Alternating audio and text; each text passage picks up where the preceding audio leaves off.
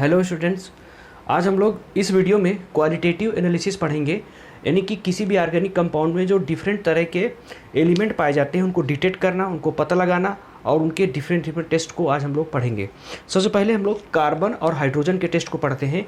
यानी कि सबसे पहले जो हम लोग को पढ़ना है वो है detection of hydrogen and carbon. यानी किसी ऑर्गेनिक कंपाउंड में हाइड्रोजन या कार्बन है कि नहीं है, तो इसको कैसे पता लगाते हैं। तो सबसे पहले हम लोग हाइड्रोजन को और कार्बन को लेकर के CuO के साथ रिएक्शन कराते हैं। तो यहाँ पर क्या करता है, ये H2O में कन्वर्ट हो जाता है और ये CO2 में कन्वर्ट हो जाता है कार्बन, और साथ में कॉपर जो मेटल होती है वो बाहर निकल जाती है। यहाँ पर हाइड्रोजन में ऑक्सीजन जुड़ा है, इसका मतलब हाइड्रोजन का ऑक्सीडेशन हुआ। किसने कराया है? CO ने, तो इसलिए इसको ऑक्सीडाइजिंग एजेंट बोलते हैं। इसी तरह से ये भी यहाँ पर ऑक्सीडाइजिंग एजेंट की तरह काम किया है। तो जो CuO होता है, CuO, इसको हम लोग बोलते हैं कॉपर 2 ऑक्साइड, या फिर इसको बोलते हैं क्यूप्रिक ऑक्साइड, क्योंकि यहाँ पर जो ऑक्सीडेशन स्टेट है ऑक्सीजन का वो -2 है और कॉपर पे है +2, इसलिए इसका जो ऑक्सीडेशन स्टेट हुआ करता है इसको +2 लिख देते हैं। अब देखते हैं यहाँ पर, अब ये H2O CO2 तो हमने बना लिया। अब क्या करते हैं, यहाँ पर H2O जो हुआ करता है उसको हम लोग CuSO4 के साथ रिएक्शन करा देते हैं। तो यहाँ पर क्या करा करता है, CuSO4.5H2O बन जाता है। माना यहाँ मोल ज़्यादा होंगे, हम उस हिसाब से मोल बनाएंगे। तो ये हो गया, इसको बोलते हैं ब्लू विट्रियोल। क्या बोलते हैं? Blue vitriol. ये कैसा होगा? ब्लू कलर का होगा। यानी कि अब हमें पता चल गया कि कलर देख करके कि यहाँ पर कौन सा था, वाटर की प्रेजेंस थी। इसलिए CuSO4 से साथ रिएक्शन करने पर अगर ब्लू कलर का सोल्यूशन मिल रहा है तो इसका मतलब क्या हो गया, वहाँ पर वाटर की प्रेजेंस है। इसी तरह से अगर हम लोग CO2 को ले लेते हैं, यहाँ पर CO2 को हम लोग क्या करते हैं, CaOH का होल ट्वाइस यानी कैल्शियम हाइड्रोक्साइड, इसको लाइम वाटर भी बोल देते हैं। तो ये लाइम वाटर हो गया। इसको जब हम रिएक्शन कराते हैं तो ये कन्वर्ट हो जाता है CaCO3 में, कैल्शियम कार्बोनेट में, साथ में वाटर निकल जाता है। ये जो कैल्शियम कार्बोनेट होता है ये कैसा होता है, वाइट अपीयरेंस देता है। इसलिए वहाँ पर जो सोल्यूशन होता है वो मिल्कीनेस आ जाती है उसमें, या इसी को बोल देते हैं टर्बिडिटी आ जाती है। और इस तरह से हम लोग टर्बिडिटी देख करके या मिल्कीनेस देख के ये बता सकते हैं कैल्शियम कार्बोनेट बना है। इसका मतलब कैल्शियम कार्बोनेट बनने का मतलब ये है कि CaOH के साथ जिसने रिएक्शन किया वो CO2 है, इसलिए यहाँ पर कार्बन की प्रेजेंस थी। अब हम लोग आ जाते हैं अगले टेस्ट को देखते हैं हम लोग।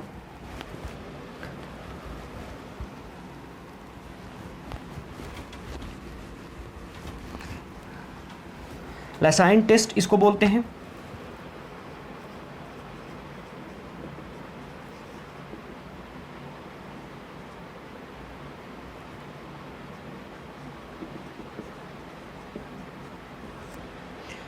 ये दूसरे में हम लोग पढ़ना है लाइसाइन टेस्ट, लाइसाइग्ने टेस्ट, जो बोलना है बोल सकते हैं हम लोग। पहली बात, ये किसके किसके लिए होता है ये जानना ज़रूरी होता है। तो ये किसके लिए होता है, तो हम लोग इसको देख सकते हैं। ये नाइट्रोजन के लिए होगा, फास्फोरस के लिए होगा, सल्फर के लिए होगा, फिर इधर क्लोरीन, ब्रोमीन और आयोडीन के लिए होगा। यानी कि इस तरह से जो ये आपका सिस्टम है ये समझ में आना चाहिए इसका। ये कौन सा नाइट्रोजन फैमिली किस ग्रुप का मेंबर होता है, 5th A, फिर इधर 6th A, फिर इसका 7th A। यानी कि जो ऑक्सीजन है और फ्लोरीन है ये नहीं देते हैं। बाकी इतने कंपाउंड हैं जिनको हम लोग लाइसाइग्ने टेस्ट में लेते हैं, यानी कि वो लाइसाइग्ने टेस्ट में अपने टेस्ट को बताते हैं। अब आ जाते हैं हम लोग कैसे इनको करते हैं। तो सबसे पहले इनको हम लोग क्या करते हैं, ये जो ऑर्गेनिक कंपाउंड लेंगे उसको हम लोग ऐसे समझते हैं कि एक टेस्ट ट्यूब लिया, उस टेस्ट ट्यूब को हमने क्या किया, एक हाई फ्लेम यानी हाई टेम्परेचर पे यहाँ पर क्या करते हैं, ऑर्गेनिक कंपाउंड रख देते हैं। यानी ऑर्गेनिक कंपाउंड को यहाँ पर रख करके ऊपर से सोडियम की मेटल को डाल देते हैं, टुकड़े को डाल देते हैं। ये हाईली रिएक्टिव होता है। ये क्या होता है, हाईली रिएक्टिव होता है। तो क्या करता है, यहाँ पर जो डिफरेंट तरीके के जो एलिमेंट होंगे वो सोडियम के साथ रिएक्शन करने लगेंगे। अगर मान लो यहाँ पर नाइट्रोजन है तो वो कार्बन, क्योंकि ऑर्गेनिक कंपाउंड है तो ऑर्गेनिक का मतलब इसे कार्बन होगा, तो क्या करेगा वो Na, अगर यहाँ पर सोचो Cn के रूप में, साइनाइड के रूप में रहेगा, तो वो क्या करेगा, सोडियम के साथ रिएक्शन करके वो क्या बना लेगा, NaCN। यानी कि जो ऑर्गेनिक कंपाउंड है, कहाँ से, ऑर्गेनिक कंपाउंड से जो कार्बन नाइट्रोजन आएगा वो Cn के रूप में यहाँ जुड़ करके NaCN बना लेगा। तो ये कार्बन एंड नाइट्रोजन ऐसा बोलना ठीक है, वहाँ पर प्रेजेंट होंगे और वो Cn के रूप में कंबाइंड हो जाएंगे। फिर इसके बाद अगर यहाँ पर क्या है हमारे पास, सल्फर है, तो ये Na के साथ रिएक्शन करके Na2S बना लेंगे, ठीक है। फिर इसके बाद कहते हैं कि दोनों कभी कभी रिएक्शन कर जाते हैं, यानी कि ऑर्गेनिक कंपाउंड में कार्बन, नाइट्रोजन और सल्फर तीनों हो तो सोडियम के साथ रिएक्शन करके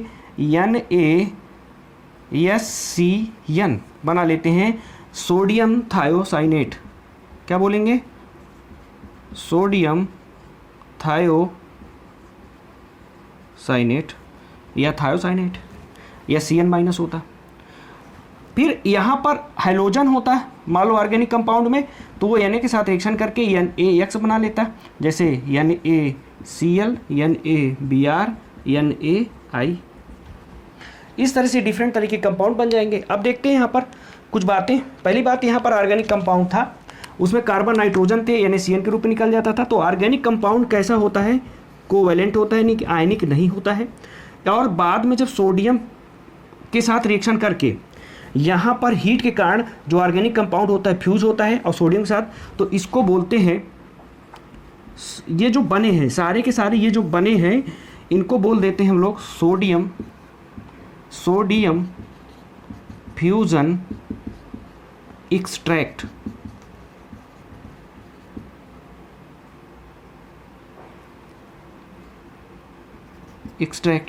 या फिर लेसाइने एक्सट्रैक्ट बोल सकते हैं। अब ये जो एक्सट्रैक्ट बना करता है ये कैसा होता है, आयनिक हुआ करता है। कैसा हुआ करता है, आयनिक हुआ करता है, क्योंकि Na+Cn- आयनिक, Na2S-2, Na+Cn-, ये सारे के सारे कैसे हो जाएंगे, आयनिक हो जाएंगे। और इधर जो ये कंपाउंड रहते हैं ये कैसे रहते हैं, कोवैलेंट के रूप में रहते हैं, और यहाँ पर कैसे हो जाते हैं, आयनिक हो जाते हैं।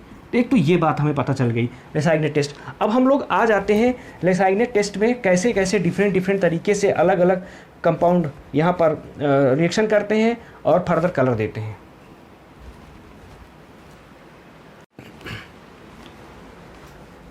आ जाते हैं अब लोग लेसाइग्ने टेस्ट में। सबसे पहले नाइट्रोजन, और नाइट्रोजन के साथ जब सल्फर प्रेजेंट होगा, दो चीज़ों को साथ में रखते हैं।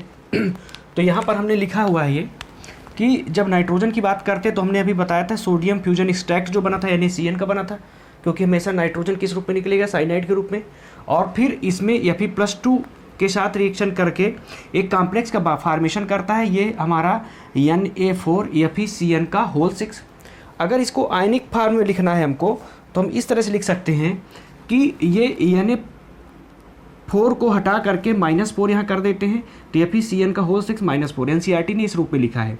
तो ये सोडियम हेक्सासाइनो फेरेट 2, यहाँ पर चार्ज +2 होगा, और यहाँ पर ये क्योंकि सोडियम हट गया आयन के रूप में आ गया तो हेक्सासाइनो फेरेट आयन लिख देंगे, क्योंकि सोडियम हटा देंगे।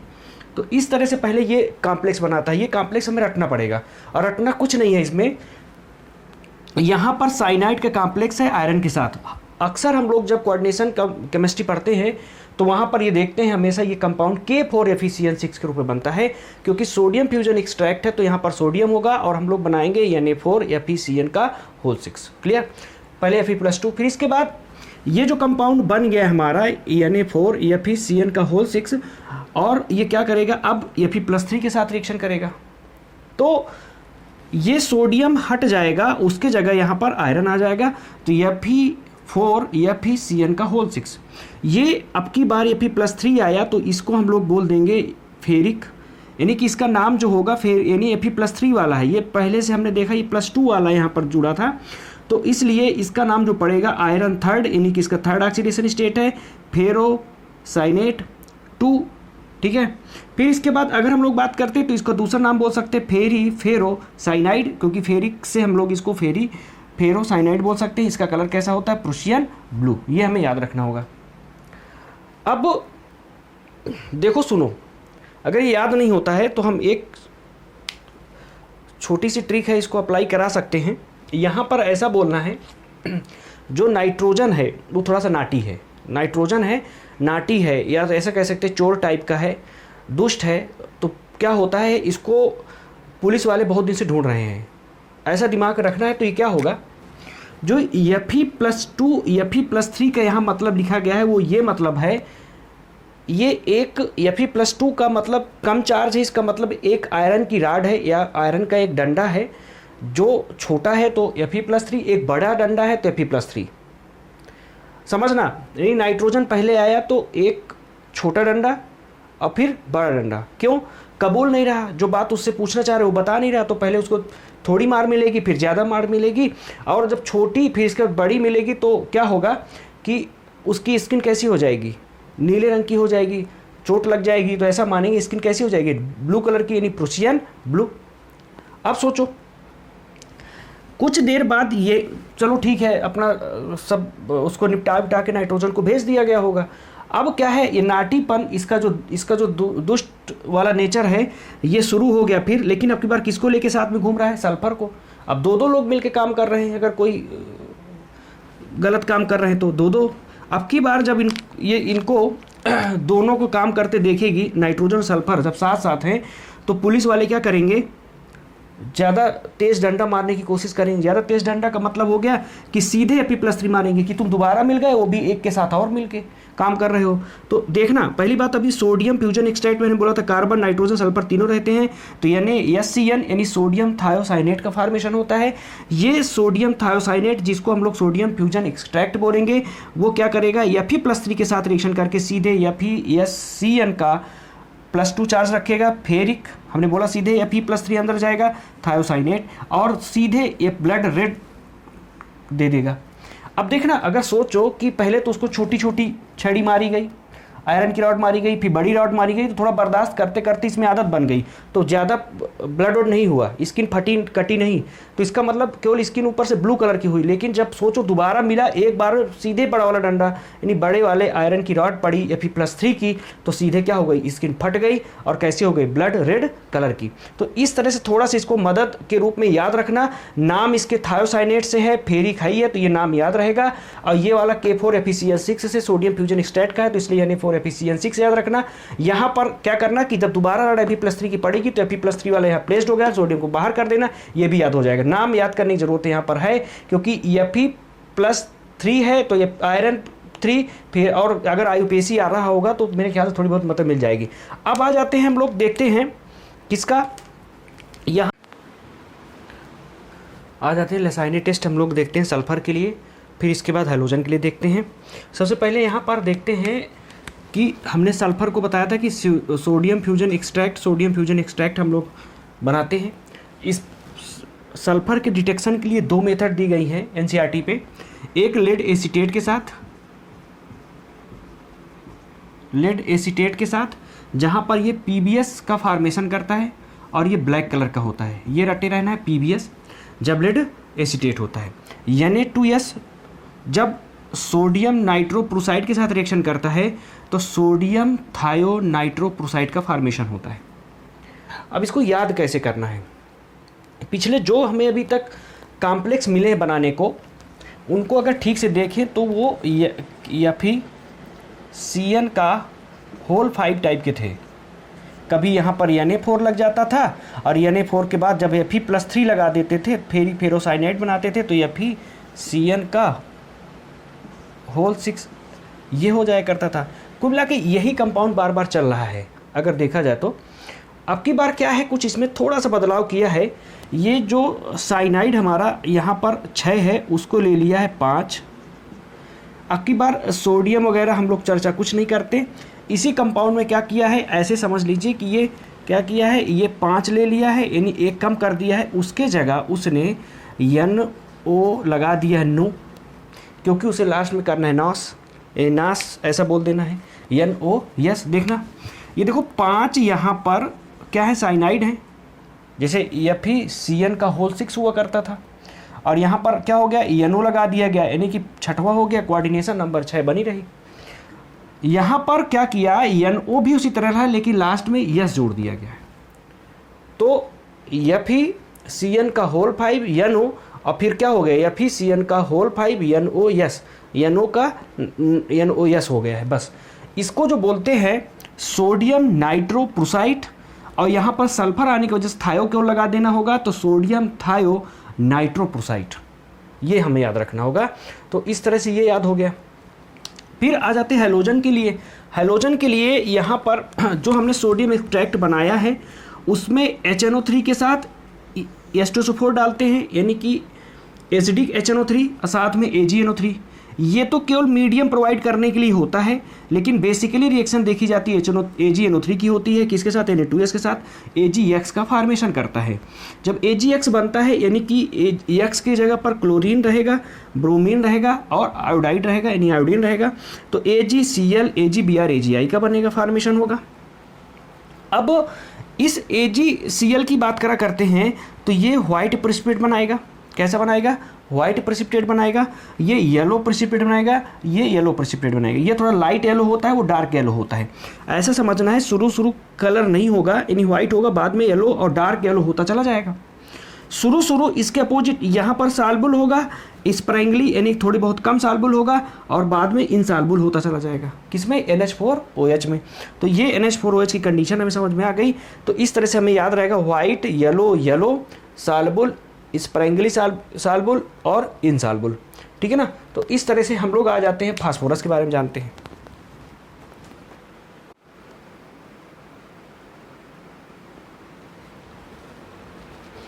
अब आ जाते हैं, तो फास्फोरस का टेस्ट लास्ट बचा हुआ है, जो लेसाइने टेस्ट में होगा। तो इसमें कैसे होता है, एक्चुअली एक ऑक्सीडाइजिंग एजेंट की ज़रूरत पड़ती है, Na2O2 की, सोडियम परऑक्साइड की। ये क्या करा करता है, ऑर्गेनिक कंपाउंड में जो प्रेजेंट फास्फोरस हुआ करता है उसके साथ मिलकर के Na3PO4 बन जाएगा। अच्छा, फास्फेट का सबसे कॉमन टाइप का जो कंपाउंड हमने पूरी केमिस्ट्री में देखा है वो फास्फेट होता है यार। ठीक है ना। तो यहाँ पर सोडियम के साथ रिएक्शन करा रहे हैं तो Na3PO4 बन जाएगा। फिर HNO3 के साथ रिएक्शन कराया जा रहा है, यहाँ पर HNO3 के साथ रिएक्शन कराया जा रहा है, तो ये H3PO4 बन जा रहा है। जब H3PO4 बन जा रहा है तो इस H3PO4 को बेसिकली हम लोग क्या करते हैं, अमोनियम मॉलिबडेट से रिएक्शन कराते हैं। अब देखो यहाँ पर अगर थोड़ा सा इसको तोड़ो तो ये क्या नज़र आ रहा है, NH4 plus MOO4 minus 2। NH4 plus में होता है, ये 2 का मतलब यहाँ पर -2 है। अब थोड़ी देर के लिए ऐसा समझना है, यहाँ पर इस फास्फोरस को लिंक करना है, ये फास्फोरस को उठाना है, इसके बीच में यानी कि इसके साथ जो है लिंक करना है। बस देखो ना कैसे, NH4 और P4 के साथ कंपाउंड बना देना है। तो तुम्हें पता है कि अगर इसकी बात करें तो ये कंपाउंड बनेगा, यानी NH4 प्लस अब PO4 की -3, तो ये 3 इधर आ जाएगा। एक तो ये इसके साथ कॉम्प्लेक्स, ये अकेला रह जाएगा, तो ये न्यूट्रल के रूप में रहेगा। अब तुम सोचो थोड़ा सा इस कंपाउंड के बारे में कि ये MOO4 -2 जो है, अगर इसे एक ऑक्सीजन निकाल दे, एक ऑक्सीजन निकाल दें, O -2 निकाल दें, तो क्या हो जाएगा, MO3, और ये -2 जाने की वजह से चार्ज भी खत्म हो जाएगा, तो ये क्या हो जाएगा, MOO3। इस तरह से ये MOO3 अब 12 MO3 जैसे वाटर न्यूट्रल होता है 12H2O 10H2O कर देते हैं, 5H2O कर देते हैं, वैसे यहाँ पर 12 MOO3 बना देंगे। अब यहाँ पर अमोनियम जो कंपाउंड है वो किसके साथ, फास्फोरस के साथ, तो लिखा है अमोनियम फास्फो, और फिर क्या लिखा है, मॉलिबडेट। यहाँ पर भी मॉलिबडेट था, वहाँ पर भी मॉलिबडेट था। याद रखना है ये येलो प्रेसिपिटेट का फॉर्मेशन करता है। ठीक है, थैंक यू।